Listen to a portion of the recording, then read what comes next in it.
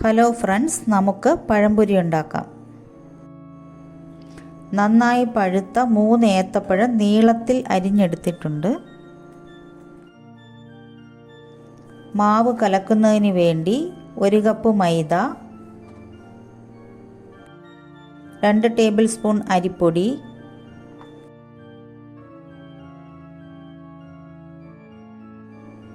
2 table spoon പഞ്ചസാര,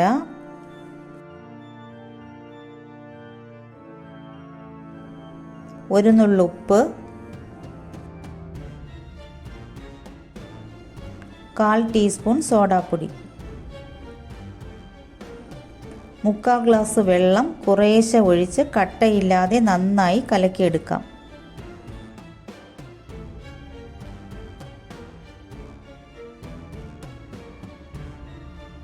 ഞാൻ മഞ്ഞപ്പൊടി ചേർത്തിട്ടില്ല. മഞ്ഞപ്പൊടിയും സോഡാപ്പൊടിയും ചേരുമ്പോൾ പഴംപൊരിക്ക് ചുവന്ന നിറം ഉണ്ടാവും, അതുകൊണ്ടാണ് ചേർക്കാത്തത്.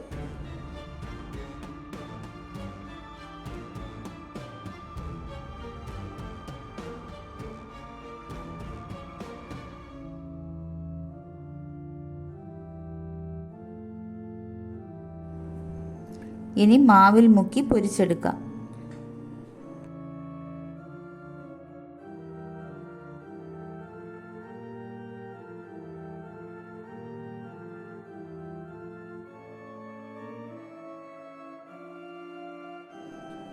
നല്ല ക്രിസ്പി ആയിട്ടുള്ള പഴംപൊരി റെഡിയായി. ഉണ്ടാക്കി നോക്കണേ. ഇഷ്ടമായാൽ ലൈക്കും ഷെയറും സബ്സ്ക്രൈബും ചെയ്യണേ.